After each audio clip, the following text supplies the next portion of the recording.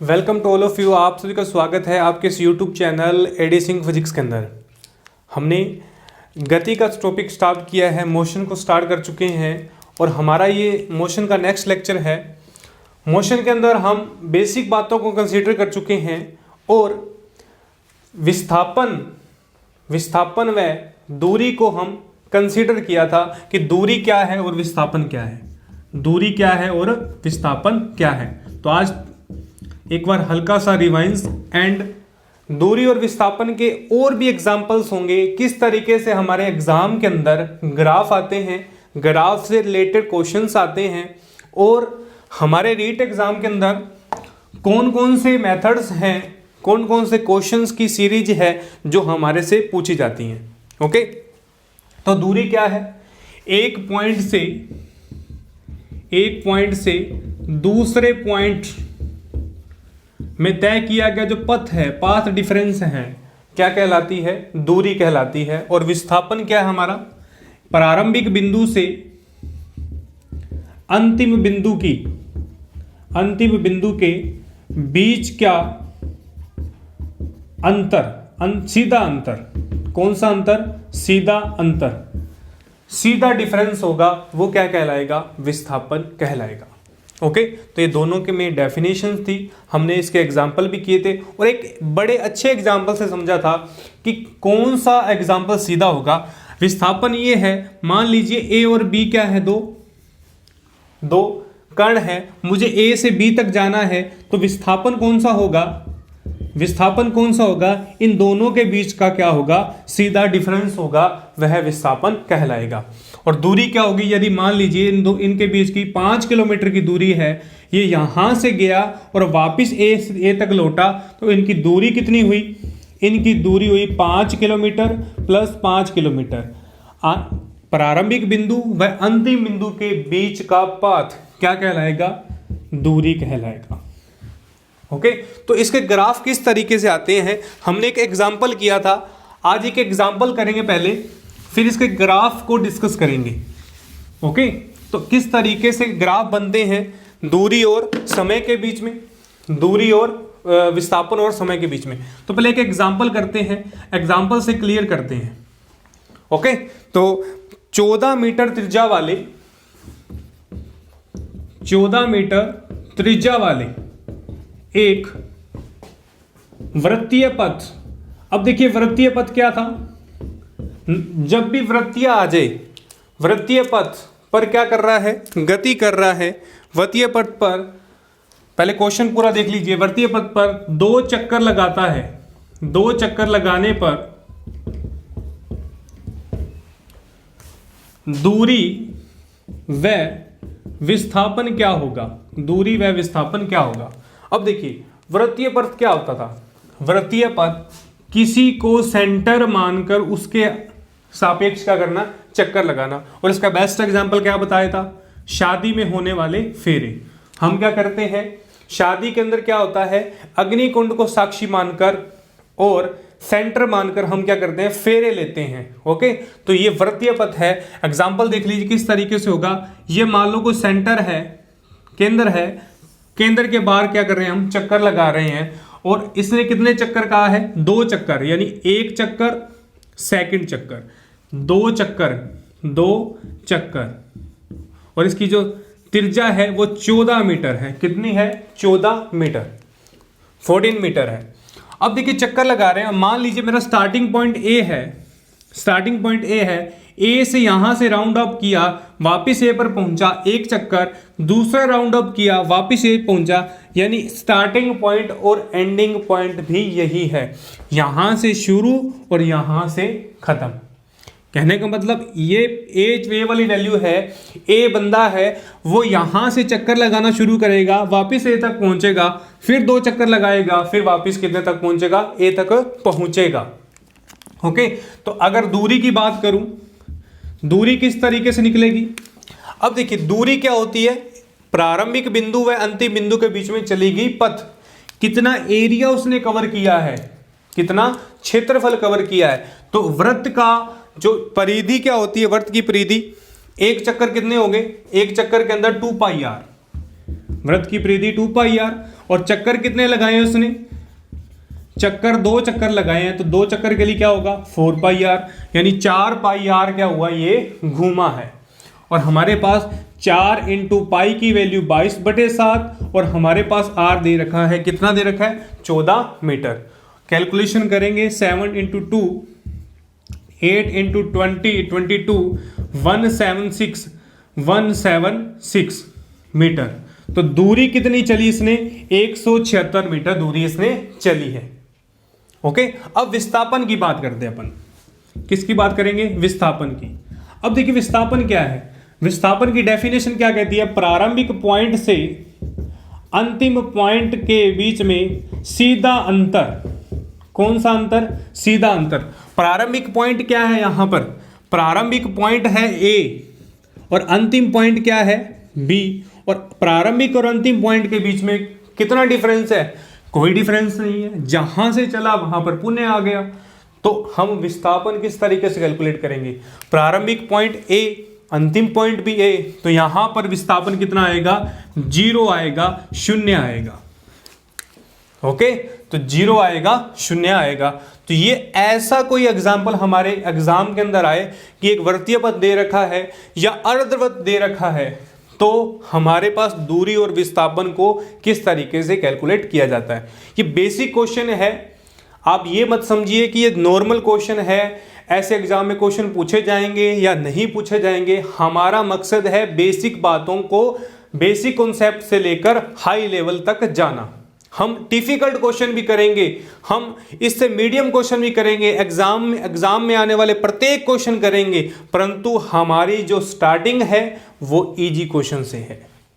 हम minimum questions को उठाएंगे और हम हाई लेवल तक के क्वेश्चंस को करेंगे। तो ये क्वेश्चन मीडियम रेंज में भी है, हाई रेंज में भी है। और जो स्टूडेंट्स बिना सोचे समझे ये कह देते हैं कि इसकी दूरी कितनी है, इसकी दूरी पाई आर स्क्वायर कर लेते हैं, पाई आर स्क्वायर करते ही वो क्षेत्रफल में काउंट की जाएगी, परंतु हमें यहां पर किसकी निकालनी है, परिधि निकालनी है। क्या निकालनी है, परिधि। और जब इसे विस्थापन पूछा जाता है और किसी स्टूडेंट का कॉन्सेप्ट क्लियर नहीं है, बेसिक बातें नहीं कंसीडर की गई हैं, तो यहां पर उसको विस्थापन बताना कठिन हो जाता है। ओके, तो ये एग्जाम्पल था। अब देखिए ग्राफ किस तरीके से हमारे पास आते हैं, स्क्रीनशॉट ले लीजिए प्लीज, आप इस एग्जाम्पल का स्क्रीनशॉट ले लीजिए। ओके, अब देखिए ग्राफ किस तरीके से हमारे पास रिप्रेजेंट होते हैं। अब यदि मैं दूरी का समय के साथ ग्राफ निकालूं, दूरी का किसके साथ, समय के साथ ग्राफ निकालूं। अब यहां पर समय है, यहां पर दूरी है। ओके, दूरी का समय के साथ ग्राफ इस तरीके से हमारे पास ग्राफ आएंगे। आपने ग्राफ को पहचानना है। आपके एग्जाम के अंदर ग्राफ से भी क्वेश्चन पुट हो सकता है, लैंग्वेज से भी क्वेश्चन आ सकता है। यह नहीं है कि आपको लैंग्वेज देगा, आपको ग्राफ भी दे सकता है, बार ग्राफ दे सकता है, लाइन ग्राफ दे सकता है, सर्कल ग्राफ दे सकता है, और ग्राफ के अंदर वैल्यू दे रखी होगी, न्यूमेरिकल वैल्यू दे रखी होगी। आप न्यूमेरिकल वैल्यू से उस सॉल्यूशन को हल करना चाहना है। ओके, तो एग्जामिनर अलग अलग तरीके से क्वेश्चन पुट कर सकता है, अलग अलग तरीके से वैल्यूज पुट कर सकता है। ओके, तो यहां से हमारे पास क्या है, दूरी और समय के 3 तरीके के ग्राफ के डिजाइन है। पहला देखिए, जैसे जैसे दूरी बढ़ रही है वैसे वैसे भी क्या बढ़ रहा है, समय बढ़ रहा है। मैंने यहां पर 5 किलोमीटर दूरी बढ़ाई है, तो समय भी क्या हुआ, बढ़ेगा, क्योंकि समय के साथ साथ क्या बढ़ती है, दूरी बढ़ती है। समय के साथ साथ क्या बढ़ती है, दूरी बढ़ती है। ओके, तो यहां पर 5 किलोमीटर तक की वैल्यू है। ओके, अब देखिए एक पॉइंट ये रहा मेरा, फर्स्ट पॉइंट मेरा क्या है, ये रहा। और यदि मैं 5 किलोमीटर नीचे आऊं, 5 किलोमीटर नीचे आऊं, सेकंड पॉइंट, कहने का मतलब एक समय में 2 जने, एक समय में 2 जगह हम संभव नहीं है। हम एक समय के अंदर 2 जगह उपस्थित हो सकते हैं। यदि मैं यहाँ स्टूडियो के अंदर खड़ा हूँ तो मैं कॉलेज के अंदर भी खड़ा होता हूँ इसी समय एट प्रेजेंट। अब मान लीजिए इस समय एट दी प्रेजेंट मैं यहाँ पर हूँ, तो एट दी प्रेजेंट मैं कॉलेज में भी हूँ, नहीं, ऐसा संभव नहीं है। एक व्यक्ति दो जगह संभव नहीं हो सकता। कहने का मतलब एक जो डिस्टेंस है, समय के साथ एक डिस्टेंस एक परिवर्तन करती है। एक समय में दो वस्तुएं को प्रदर्शित करना संभव नहीं है। एक बिंदु की दो लोकेशन हो नहीं सकती। तो यहां पर एक पॉइंट की दो लोकेशन नहीं हो सकती। एक पॉइंट की दो लोकेशंस नहीं हो सकती। ओके, तो एक पॉइंट की दो लोकेशन नहीं हो सकती, इसका मतलब ये ग्राफ क्या है? गलत है। ये ग्राफ क्या है? गलत है। इस तरीके का आपके एग्जाम में ग्राफ आए, वहां पर ऑप्शन के अंदर आए कि ये ग्राफ सही है या गलत है, तो ये ग्राफ गलत है। एक समय के अंदर दो लोकेशंस नहीं हो सकती। ओके, फर्स्ट बात हमारे पास ये। सेकंड ग्राफ किस तरीके से आए हमारे पास? सेकंड ग्राफ आए इस तरीके से। यदि आपके पास इस तरीके का ग्राफ आए तो क्या रिप्रेजेंट करेगा? आपसे पूछ ले कि ये समय और दूरी में ग्राफ है, क्या यह ग्राफ सही है? क्या ये बार ग्राफ सही है या गलत है? तो आपके ऑप्शन में क्या आएगा? गलत, सही या असत्य है, या कोई भी चार ऑप्शन दे सकता है। तो देखिए, दूरी कभी भी नेगेटिव नहीं हो सकती। मैंने आपको पहले ही लिखवाया था कि दूरी कभी भी नेगेटिव नहीं हो सकती। ये नीचे की ओर ग्राफ जा रहा है, इसका मतलब नेगेटिव वाई अक्ष के अंदर है। नेगेटिव वाई अक्ष के अंदर है, तो दूरी कभी भी क्या नहीं हो सकती? ऋणात्मक नहीं हो सकती। तो ये ग्राफ क्या होगा? ये ग्राफ भी क्या होगा? गलत होगा। ये ग्राफ भी क्या होगा? गलत होगा। ग्राफिक रिप्रेजेंट बता रहा हूं, ग्राफ किस तरीके से हमारे एग्जाम में आ सकते हैं, ग्राफ से किस तरीके से क्वेश्चंस आ सकते हैं, ग्राफ से किस तरीके से हमारे पास चेंजिंग आ सकती है। तो सही ग्राफ कौन सा होगा? कौन सा ग्राफ हमारे लिए सही आए? देखिए, अब देखिए, जैसे जैसे दूरी बढ़ी, नियत वेग से क्या बढ़ रही है? नियत स्पीड से, जैसे मान लीजिए 10 किलोमीटर प्रति आवर की स्पीड बढ़ रही है, दूरी बढ़ रही है। कोई मोटरसाइकिल है, वो दूरी उसकी बढ़ रही है समय के साथ। समय के साथ कांस्टेंट वेव से क्या हो रही है? दूरी क्या हो रही है? बढ़ रही है। दूरी टाइम से बढ़ रही है। यहां पर मान लीजिए 0, 1, 2, 3, 4 एंड 5। जैसे जैसे समय बढ़ रहा है, दूरी भी बढ़ रही है। तो ये क्या कांस्टेंट वेव से क्या हो रही है? बढ़ रही है। कांस्टेंट वेव से क्या हो रही है? बढ़ रही है। तो ये ग्राफ बिल्कुल सही है, सटीक है। ओके, तो इस ग्राफ को क्या होगा? इस ग्राफ में टिक वाला साइन आएगा। ये ग्राफ बिल्कुल सही है। दूरी इस तरीके से भी बढ़ सकती है हमारी समय के साथ। दूरी समय के साथ कैसे बढ़ेगी? जैसे जैसे दूरी बढ़ेगी, जैसे जैसे दूरी बढ़ेगी वैसे वैसे समय भी बढ़ेगा। ये कांस्टेंट वेव से बढ़ रहा है, लीनियर प्रॉपर्टी से बढ़ रहा है। ये किस वेव से बढ़ रहा है? जैसे जैसे दूरी बढ़ रही है वैसे वैसे समय बढ़ रहा है। जैसे जैसे दूरी वैसे वैसे समय। तो यहां पर दूरी समानुपाती समय। दूरी के साथ क्या है? दूरी का समय के साथ दोस्ती वाला रिलेशन है। कौन सा रिलेशन है? दोस्ती वाला। जहां भी समानुपाती का निशान आए, आपने एक बात याद रखनी है कि समानुपाती का मतलब दोस्ती। यदि दूरी बढ़ रही है तो समय भी क्या होगा? बढ़ेगा। इन दोनों के बीच में कौन सा रिलेशन है? दोस्ती का रिलेशन है। जैसे जैसे दूरी बढ़ रही है वैसे वैसे भी क्या हो रहा है? समय बढ़ रहा है। तो ये हमारे पास किसके बीच ग्राफ आए? दूरी और समय को रिप्रेजेंट करने वाले ग्राफिक्स आए। ओके, तो इस तरीके के ग्राफ आए। तो ये ऐसे ग्राफ एग्जाम में पूछे जाते हैं आपकी आईक्यू को चेक करने के लिए। आपने कितना टॉपिक गहराई से पढ़ा है, आपने दूरी और विस्थापन को डिस्कस किया, आपने बल को डिस्कस किया। मान लीजिए हमारे पास नेक्स्ट टॉपिक आएंगे, नेक्स्ट जो बल वाले टॉपिक आएंगे, सरल गति आएगी। तो एग्जामिनर देखना चाहता है कि स्टूडेंट ने, विद्यार्थियों ने, रीट का एग्जाम किसके लिए है? टीचिंग के लिए। तो कितनी टीचिंग के लिए जो एग्जाम देगा, टीचिंग का एग्जाम देगा, वह कैंडिडेट, वह अभ्यर्थी बच्चों को कितनी डीपली स्टडी करके एग्जाम पढ़ाएगा। तो आप आने वाली पीढ़ी के शिक्षक हो, आप शिक्षक का एग्जाम देने जा रहे हैं, तो आपको डीपली क्वेश्चन पढ़ने अनिवार्यता होंगे। वो आपके आईक्यू को चेक करेगा, एग्जामिनर आपकी क्वांटिटी को चेक करेगा कि उसने इस टॉपिक को रट्टाफिकेशन किया है या उसकी डीपली स्टडी की है। ओके तो ये डीपली बातें हैं कि एग्जाम के अंदर इस तरीके के ग्राफ आए तो आपने वहां पर कहां पिक करना है, कैसे क्वेश्चन को आपने हैंडल करना है, क्योंकि हमारा जो स्टार्टिंग के अंदर टारगेट रहा है कि 5 में से 5 मार्क्स किस में लाने हैं, फिजिक्स के अंदर लाने हैं। तो चलिए नेक्स्ट बात करते हैं अपन विस्थापन की। विस्थापन के अंदर कौन कौन से हमारे पास ग्राफ आते हैं। अब विस्थापन का समय के साथ, ये था दूरी वाला, दूरी का, तो दूरी क्या होगी, दूरी।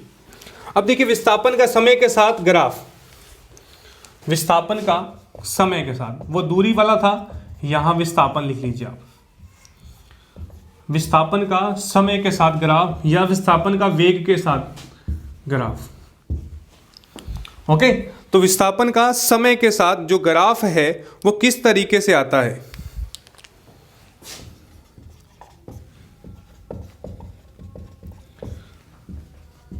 विस्थापन समय, अब देखिए विस्थापन क्या है, प्रारंभिक जो है हमारे पास डिस्टेंस है और अंतिम डिस्टेंस का सीधा अंतर। देखो जैसे जैसे विस्थापन कम हो रहा है, मान लीजिए जैसे जैसे विस्थापन कम होगा तो वो टाइम भी क्या होगा, कम होगा, टाइम भी क्या होगा, कम होगा। देखिए विस्थापन क्या है, सीधा अंतर है जो समय को कम कर रहा है। मान लीजिए ए और बी है, ए और बी में 5 किलोमीटर की डिस्टेंस है और 10 मिनट में लगते हैं इसको पहुंचने में, पैदल चलने में। किसमें, पैदल चलने में इसको 10 मिनट लगते हैं। ए और बी है, 5 किलोमीटर की डिस्टेंस है, 10 मिनट लगते हैं इसको पैदल चलने के लिए। अब ये कौन सी दूरी है, सीधी दूरी है। कहने का मतलब इसको विस्थापन कह सकते हैं अपन, विस्थापन या दूरी दोनों ही है, विस्थापन या दूरी दोनों ही है, क्योंकि मिनिमम डिस्टेंस क्या होगी, सीधी दूरी विस्थापन भी है और दूरी भी है। अब यदि ये वाला रास्ता है घूम के जाने वाला, ये रास्ता है 8 किलोमीटर और इसको टाइम लगते हैं 12 मिनट, इसको लगते हैं 12 मिनट। तो यहां पर कम टाइम वाला कौन सा हुआ, कम टाइम वाला 5 किलोमीटर वाला।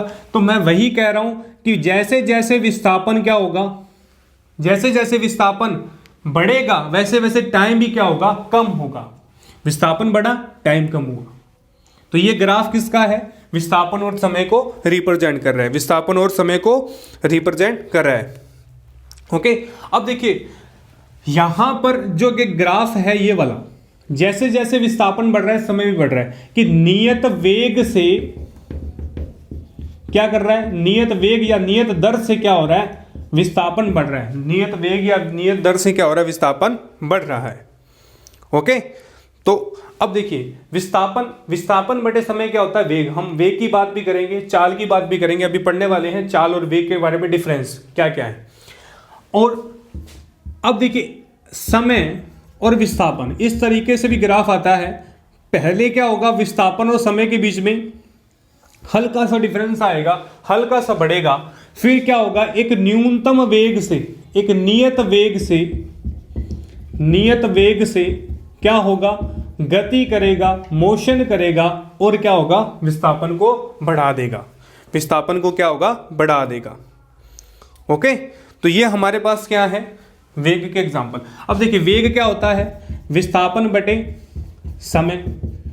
और वेग और विस्थापन के साथ क्या है, दोस्ती का रिश्ता, क्योंकि मैंने कहा था जहां समानुपाती आ जाए, समानुपाती क्या होता है, दोस्ती। तो वेग जैसे जैसे बढ़ेगा वैसे वैसे क्या होगा, विस्थापन भी हमारा बढ़ेगा। जैसे जैसे वेग बढ़ेगा वैसे वैसे हमारा विस्थापन भी बढ़ेगा। ओके तो ये हमारे पास क्या है, वेग और विस्थापन को शो करने वाले ग्राफ हैं। वेग और विस्थापन को शो करने वाले हमारे पास ग्राफ प्राप्त होते हैं। ओके नेक्स्ट देखिए आप, नेक्स्ट टॉपिक लिखिए आप, नेक्स्ट हेडिंग लिख लीजिए, चाल और वेग। अब जैसे जैसे हमारे पास चाल और वेग, अब मैं पहले चाल और वेग के ऊपर हेडिंग एक लिखूंगा, दूरी S, विस्थापन D, और इसी के नीचे लिखूंगा मैं चाल। ओके और यहां पर लिखूंगा वेग, चाल और वेग। ओके चाल और वेग सेम ही बातें हैं और सेम बातों, जैसे दूरी के जो अगला टॉपिक आता है चाल, वेग के अगला वाला जो विस्थापन के अगले वाला वेग। कैसे है मैं बताता हूं अभी। चाल क्या है हमारे पास, चाल फर्स्ट जो पॉइंट है, चाल अदिश राशि है। कौन सी राशि है, स्केलर फंक्शन है, अदिश राशि है। सेकंड, चाल क्या है, चाल की डेफिनेशन क्या है, प्रति सेकंड तय की गई दूरी, प्रति सेकंड तय की गई दूरी क्या है, चाल है। अब देखिए दूरी का रोल आया, दूरी का यहां पर रोल आया, मैंने तो ही दूरी ऊपर लिखा कि चाल का फॉर्मूला क्या होगा, दूरी बटे समय, दूरी बटे समय। प्रति सेकंड, एक सेकंड के अंदर तय की गई दूरी क्या कहलाएगी, चाल कहलाएगी। तो इसका जो मात्रक है, इसकी यूनिट है वो क्या है, इसकी यूनिट दूरी बटे समय, दूरी बटे समय की इकाई में क्या किया जाता है, इसे काउंट किया जाता है। इकाई में क्या किया जाता है, काउंट किया जाता है। तो इसका विमीय सूत्र किस तरीके से निकालेंगे अपन, विमीय सूत्र। तो विमीय सूत्र कैसे निकालते थे, दूरी का क्या होगा, m0 मास 0 है, L1 T0 और यहां पर T का क्या आएगा 1, T का क्या आएगा 1, तो यहां पर m0 L1 T minus 1, T minus 1, तो ये किसका आएगा, विमीय सूत्र आएगा। ये किसकी सूत्र आएगा, विमीय सूत्र आएगा।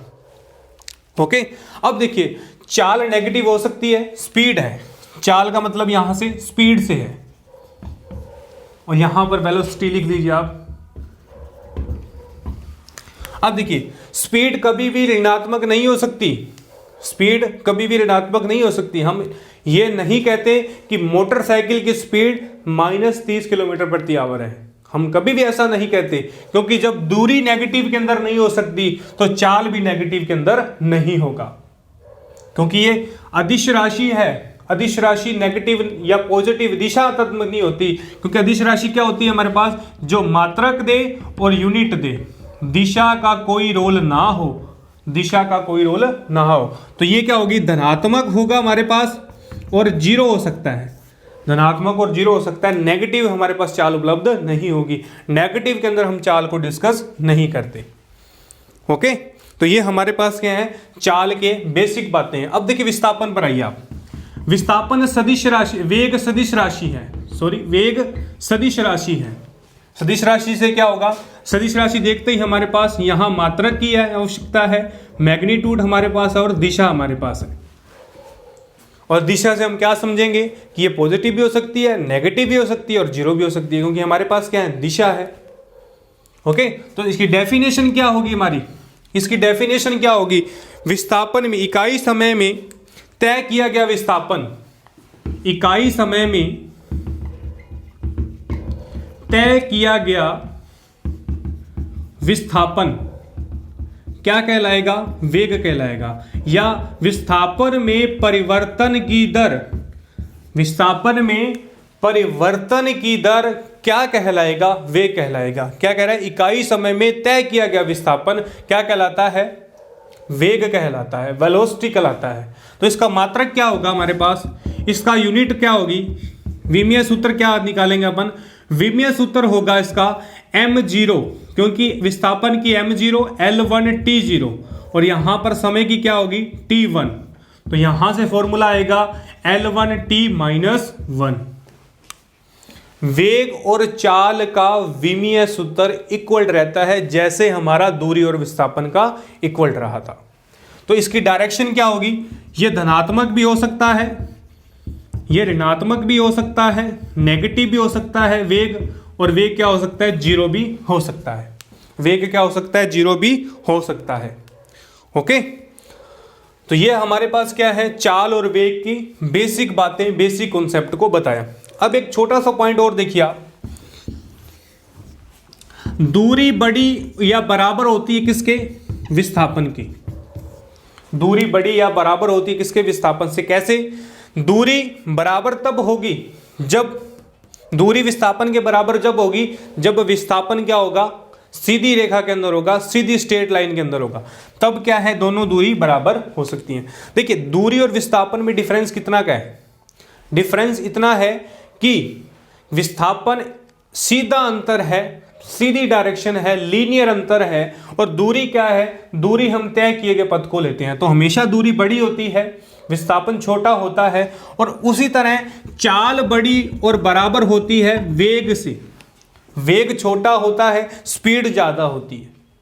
ओके, तो चाल बड़ी और बराबर किससे है, वेग से। तो ये दो रिलेशंस आपको याद रखने हैं कि दूरी बड़ी और बराबर वेग विस्थापन से, और चाल बड़ा और बराबर क्या होगा, वेग से। ओके, तो ये हमारे पास चाल और वेग के बारे में बेसिक बातें। अब देखिए त्वरण के बारे में बात करेंगे, एक्सेलरेशन के बारे में बात करेंगे। एक्सेलरेशन क्या है, हम छोटे छोटे टॉपिक्स है हमारे पास, उन टॉपिक्स को क्लियर कर हम न्यूमेरिकल सेशन पर आएंगे, क्योंकि हमारे एग्जाम में क्या आने हैं, इससे संबंधित न्यूमेरिकल पूछे जाने हैं। ओके, तो फटाफट स्क्रीनशॉट ले लीजिए, आप स्क्रीनशॉट ले लीजिए, ताकि आपको ये सारी बातें एक नोट्स के अंदर कन्वर्ट की जाए, नोट्स तैयार की जाए, ताकि इन छोटी छोटी बातों से हम क्या कर सकें, न्यूमेरिकल्स को क्लियर कर सकें। ओके, तो स्क्रीनशॉट ले लीजिए प्लीज आप। ओके, अब देखिए, अब हम त्वरण की बात कर रहे हैं। त्वरण क्या है, एक्सेलरेशन क्या है। त्वरण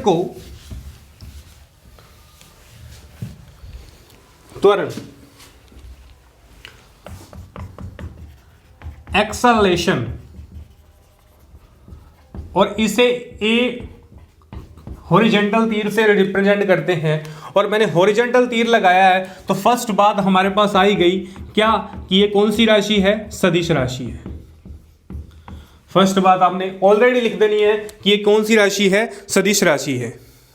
ओके, तो इसकी डेफिनेशन क्या है हमारे पास, इसकी डेफिनेशन क्या है, डेफिनेशन क्या होगी,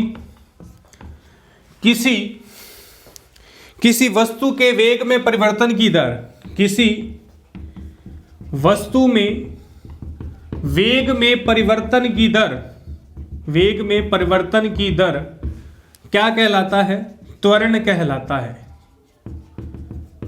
क्या कहलाता है, त्वरण कहलाता है। तो त्वरण का जो फॉर्मूला है, वेग में परिवर्तन की दर, वेग बटे में क्या आएगा, समय, वेग में परिवर्तन की दर या वेग में परिवर्तन की दर अपॉन समय। वेग में परिवर्तन, वेग में कितना चेंज आया है, वेलोसिटी में कितनी चेंजिंग आई है, समय के रिप्रेजेंट कितनी की चेंजिंग आई है, हम उसको क्या कहते हैं, त्वरण कहा जाता है। दर क्या, अब दर से क्या मतलब है, दर का मतलब है 1 second time, minimum quantity 1 second time से इसको रिप्रेजेंट किया गया है। ओके, तो वेग में परिवर्तन की दर। ओके, तो इसका फॉर्मूला किस तरीके से लिखा जाता है, ए वेक्टर dv। अब d क्या है, d एक डिफरेंशियल होता है, डिफरेंशियल मैंने वेग में परिवर्तन और समय, इसको इस तरीके से भी लिखा जाता है, इस फॉर्मूले को इस तरीके से भी लिखा जाता है। और वेग में परिवर्तन, मान लीजिए मेरे पास दो वेग हैं, v1 व v2, v1 व v2, v2 माइनस v1 वेग में परिवर्तन की दर, और समय को किस तरीके से लिखा जाता है, वेग में परिवर्तन की दर अपॉन dt। और या हम ऐसे भी लिख सकते हैं इसको, प्रारंभिक वेग u और अंतिम वेग क्या है, v। तो हम इस तरीके से लिख सकते हैं, प्रारंभिक माइनस अंतिम dt, प्रारंभिक माइनस अंतिम dt, सॉरी अंतिम माइनस प्रारंभिक, अंतिम माइनस प्रारंभिक, क्योंकि हम अंतिम से प्रारंभिक की क्या करते हैं, गणना करते हैं। ओके, और यदि टाइम के अकॉर्डिंग देखें तो v माइनस यू, और टाइम के अकॉर्डिंग दे रहे तो t2 माइनस t1, और t2 क्या है, अंतिम समय, और t1 क्या है, प्रारंभिक समय। तो ये हमारे पास क्या है, वेग का फॉर्मूला है। क्या है हमारे पास, वेग का फॉर्मूला है। ओके, तो इसकी यूनिट क्या है, इसकी जो यूनिट है मीटर प्रति सेकंड। मीटर प्रति सेकंड किसकी है, वेग की, और हमारे पास एंड और सेकंड हमारे पास ऑलरेडी है। वेग में परिवर्तन की दर मीटर प्रति सेकंड और सेकंड, तो इसकी यूनिट क्या होगी, मीटर प्रति सेकंड की स्क्वायर, मीटर प्रति सेकंड की स्क्वायर।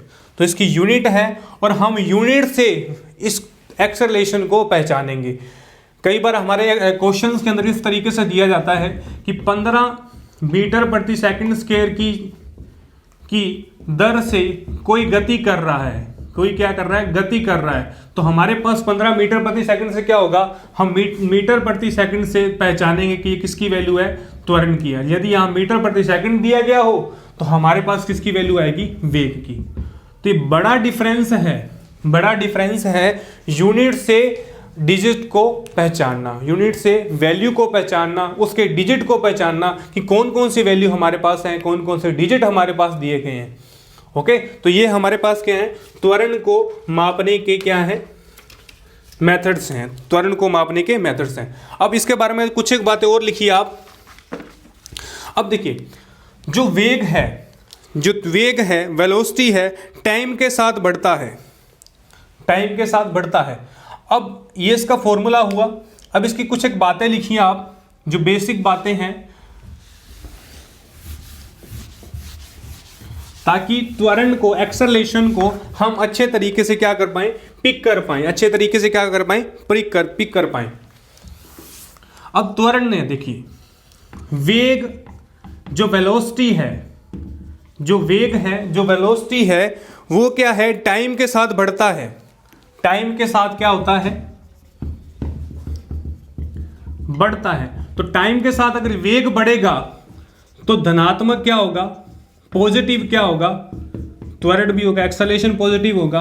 क्योंकि वेग में परिवर्तन भी बढ़ रहा है तो हमारे पास एक्सेलरेशन भी क्या होगा, बढ़ेगा। ओके, तो इसको क्या कहते हैं, बढ़ता वेग, क्या कहते हैं, बढ़ता त्वरण, बढ़ता एक्सेलरेशन। यदि वेग समय के साथ, वेलोसिटी है वो टाइम के साथ घट रही का मतलब ऋणात्मक है, नेगेटिव है, तो इसे मंदक कहा जाता है, मंदक त्वरण कहा जाता है। क्या कहा जाता है, मंदक त्वरण। और ये -a में वैल्यू होती है, नेगेटिव एक्सेलरेशन होता है। और यहां पर क्या होता है, पॉजिटिव एक्सेलरेशन होता है। क्या होता है, पॉजिटिव एक्सेलरेशन। ओके, तो ये दो बातें रखनी है। यदि वेग बढ़ा दिया जाए, वेलोसिटी बढ़ा दी जाए तो त्वरण भी बढ़ेगा। यदि वेलोसिटी समय के साथ कम हो रही है तो नेगेटिव होगा। और यहां पर नेगेटिव त्वरण को कहा जाता है मंदक। क्या कहा जाता है, मंदक कहा जाता है।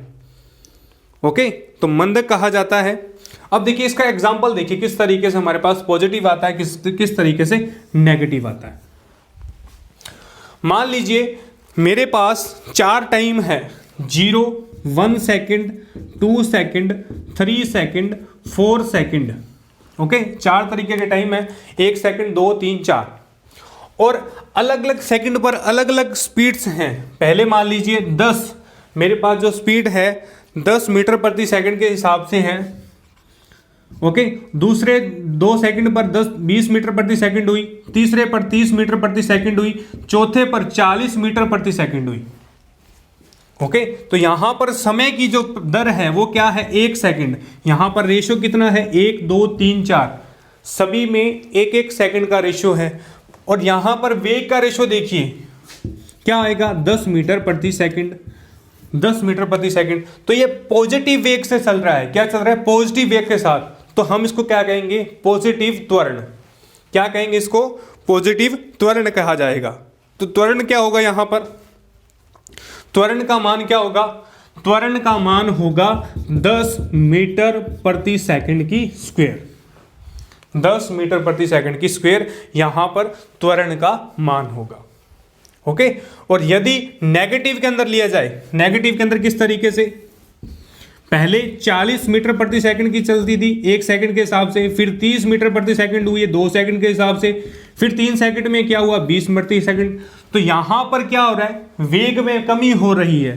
तो यहां पर वेग में कमी कितने की हो रही है, 10 की, -10 मीटर प्रति सेकंड, -10 मीटर प्रति सेकंड क्या हो रहा है, मंदक हो रहा है। तो हम यहां माइनस नहीं लिखेंगे, -a लिखेंगे। और यहां पर मंदक त्वरण का मान कितना आएगा, 10 मीटर प्रति सेकंड। और टाइम कितना कम हो रहा है, 1 सेकंड का रेशियो चल रहा है। 1 सेकंड का क्या चल रहा है, रेशियो चल रहा है। ओके, और गति स्थिर है। यदि गति स्थिर है, अब देखिए हम बेसिक एग्जांपल क्या है हमारे पास, बाइक का। अब बाइक हमारे पास है, यदि हम क्या करें, एक्सेलरेटर बढ़ाएं, एक्सेलरेटर मतलब रेस दें, तो रेस देंगे क्या होगा, यदि हम एक्सेलरेटर बढ़ाएंगे तो उसकी स्पीड बढ़ेगी।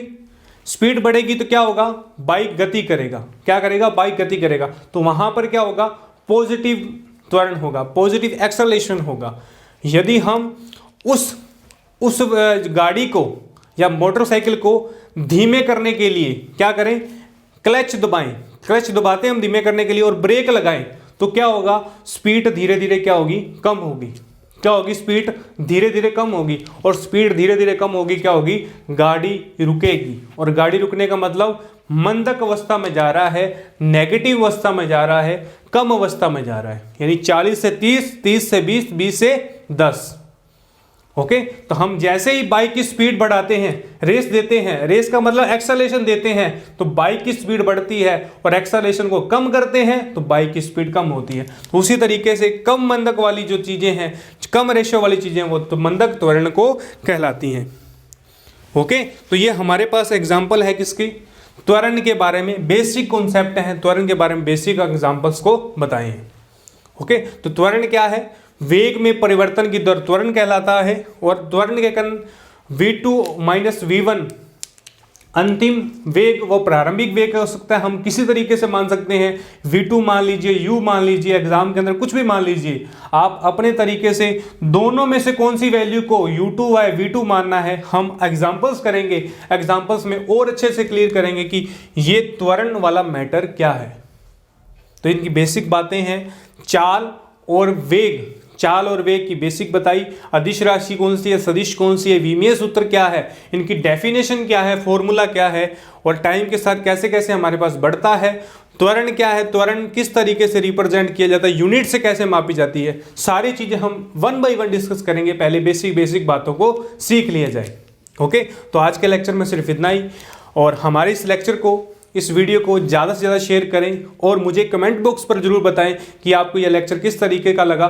ओके, और इस वीडियो को शेयर करें। और हमारे इस चैनल पर यदि नए हैं तो प्लीज़ चैनल को सब्सक्राइब करें और बेल आइकन को अवश्य दबा दें ताकि आने वाली वीडियो का नोटिफिकेशन आप तक पहुंच पाए। ओके, तो धन्यवाद।